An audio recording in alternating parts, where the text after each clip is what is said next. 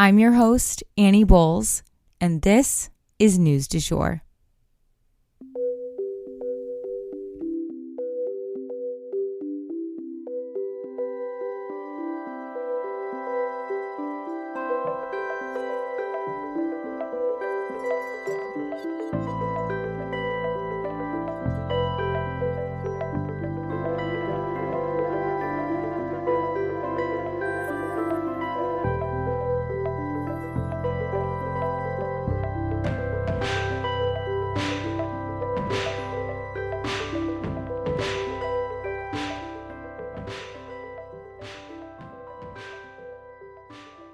Hey everyone, and welcome back to the News du Jour, a calmer space to consume the news.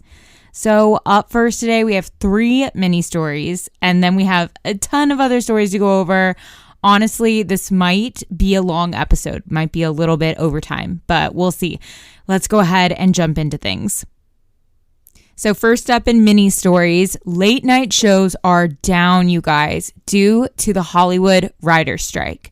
Writers have been picketing, shouting, quote, "No contract, no content," end quote. How long will these shows stay down? Well, that is anybody's guess right now. They'll have to negotiate a contract that makes sense to the unions in order to get back up and running. But we will be sure to keep you guys posted as things progress. For our second mini story, President Biden has chosen to send 1,500 troops to the southern border of the United States. This is not going to make people very happy, but it's drastically less than the 5,000 troops President Trump had camped out there during his presidency. At the end of the day, nothing with the border is a straight line.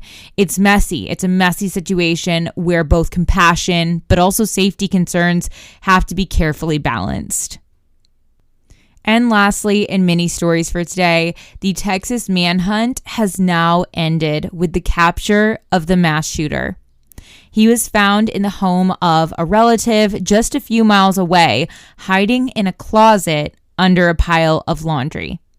His wife has also been implicated in trying to hide him from the police. It seems they had kind of like a common law marriage.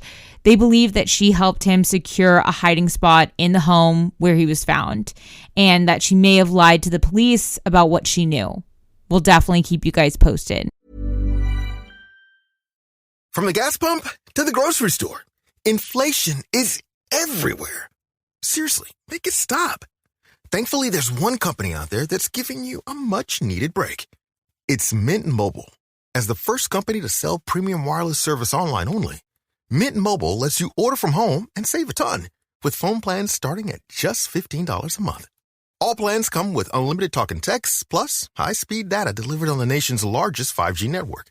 To get your new wireless plan for just $15 a month and get the plan shipped to your door for free, go to mintmobile.com/switch. That's mintmobile.com/switch.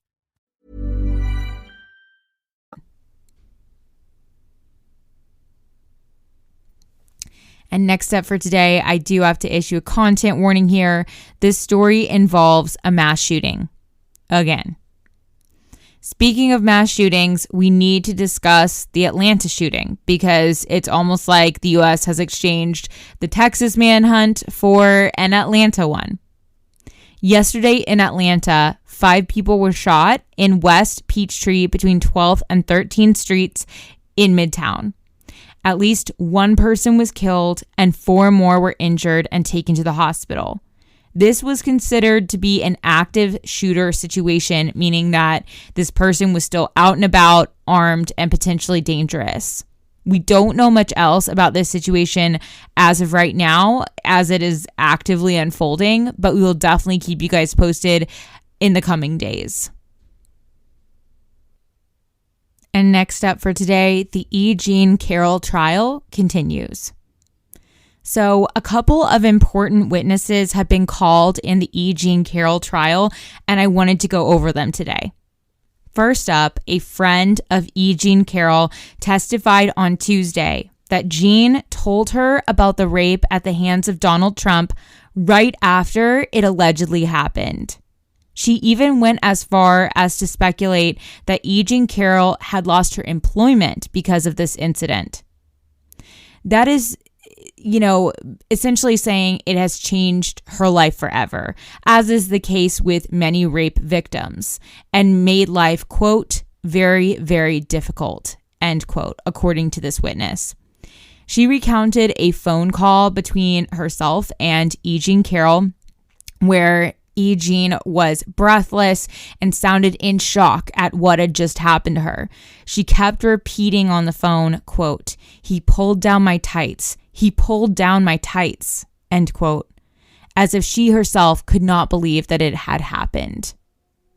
During the cross-examination, however, the lawyers sought to focus more on this friend's political leanings, questioning her over and over again about her campaign contributions to Hillary Clinton and President Biden, as well as times that she had referred to Trump as, quote, Vladimir Putin's asset, end quote, trying to expose bias and almost alleging that she might perjure herself in order to help convict President Trump. Another witness was called by the name of Jessica Leeds, who was a stockbroker in the 1970s. And she has alleged for years and years that Donald Trump assaulted her while they were riding together on an airplane. She made separate but very similar claims to E. Jean Carroll, that she was seated in a first-class seat on an airplane ride home to New York when Trump allegedly began to kiss and grope her seemingly out of the blue. Similarly to E. Jean Carroll, he allegedly attempted to put his hands up her skirt, but she got up and moved back to coach and was able to get away from him. She was called to testify to establish that, Trump has a record of being a sexual predator. At least he has a lot of accusations against him, and he has a modus operandi, also known as an MO, when it comes to assaulting women. At the time of this alleged assault, he was married to Ivana Trump, and the two ran into Jessica Leeds, this witness, later on at a charity event, years later, and he threw some type of sexualized slur at her in front of his wife. Let's not forget that this was a man who used to pride himself on judging beauty contests. He is no stranger to objectifying women and our bodies, and there are a few claims of sexual assault coming out of his time judging beauty contests as well. And that's when he infamously said that he would just, quote, grab him by the pussy, end quote, if he wanted a sexual interaction with a woman. And according to E. Jean Carroll and Jessica Leeds, that's precisely what he did. If there is one sexual assault accusation, that's one thing. Two, okay, sus. But anytime that there's more than that, it becomes harder to believe that someone could be totally innocent. And in Trump's case, there are 26 women who have accused him of sexual assault or all-out rape, including his ex-wife. These accusations tumbled out over years. They didn't just come out when he was running for president.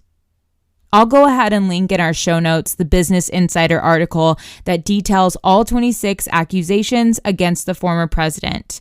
He still continues to deny all wrongdoing in all 26 incidents. Okay, and for our next story today, we're discussing a Tucker Carlson text update. So I had a gut feeling that these texts would eventually surface, and at least one of them has. If you guys remember, it recently came out that really the nail in Tucker Carlson's coffin was a few text messages that surfaced right before the Dominion case went to trial, like the night before.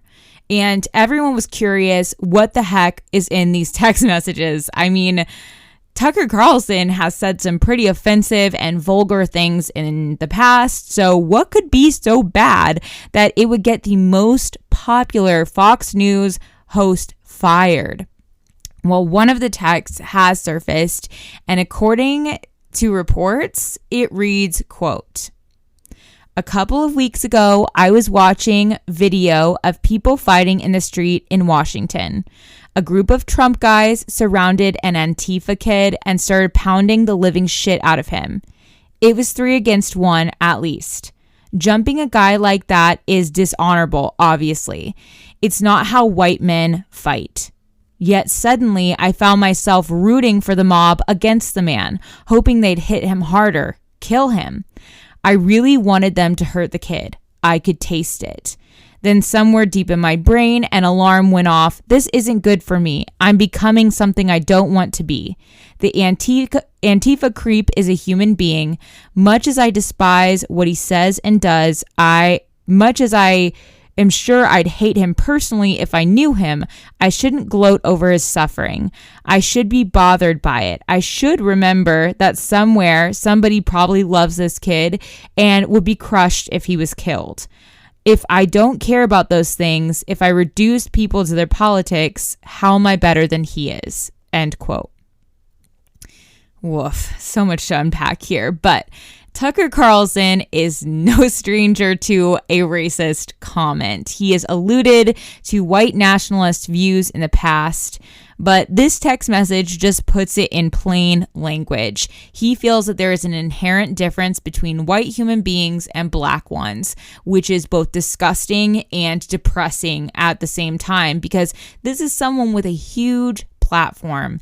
And although it was likely due to optics, I am encouraged to know that Fox News stood on principle and fired him over at least this comment, if not others, because it's not okay in any way, shape, or form.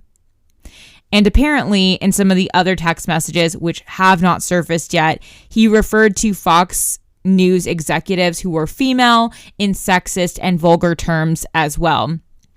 Eventually, Fox knew that he was more of a liability than an asset to their news station, and thus he is now unemployed. There is no place for outright racism or sexism in the workplace. Let's hope that Tucker Carlson has learned that, but I won't be holding my breath. And last up for today, claims of an attack on the Kremlin. This story is crazy, y'all, but the Kremlin is claiming that Ukraine attempted a drone strike on Putin's residence on Tuesday night. A very bold move, y'all. And one that a lot of people probably would have been thankful for had it been successful both in Russia and Ukraine alike. No one seems to want this war other than Putin, his very inner circle, and maybe a few extremist bloggers. But for now, at least, Vladimir Putin is safe. He claims that his office claims, that he intercepted the drone strike. Kyiv claimed to be unaware of any drone strike trying to hit the Kremlin. But if this were true, it would have been an incredibly aggressive move. As we discussed earlier in the week, Ukraine has never outright claimed responsibility for violence that they have likely caused in Russia. You know, there was a train derailed that we discussed recently in Russia that was thrown off the tracks, likely by a Ukrainian bomb exploding. There was also an oligarch's daughter who was likely killed by a Ukrainian blast, again, in Russia. But again, it is impossible to confirm this because Ukraine always has denied any involvement in these attacks or even the knowledge about them. Anything that happens in Russia, they kind of are a brick wall about it. So who knows? Maybe the Ukrainians just tried to kill Vladimir Putin on Tuesday night. Maybe someone else did. Maybe the whole thing is made up. Who can say? But they'd probably be doing the Russian people a favor taking out this oppressive leader unless he is replaced by yet another. The Russian people have never known true freedom, and my sincere hope is that they will someday. And that is the news du jour. Today, I wanted to leave you guys with the simple quote, "And so it is." If you enjoyed this episode, please subscribe on whatever podcast platform you use to listen. A rate and review or shout out on social media would mean the world to us and help us be able to keep creating the news du jour. But the best way to support all of our work is to become a patron at www.patreon.com/sugarfreemedia. You can also follow us on social media under sugarfreemedia.co on Instagram and just sugarfreemedia, all one word, on TikTok. We appreciate you listening and look forward to telling you about the news again next time on News du Jour. Broadcasting from Oklahoma.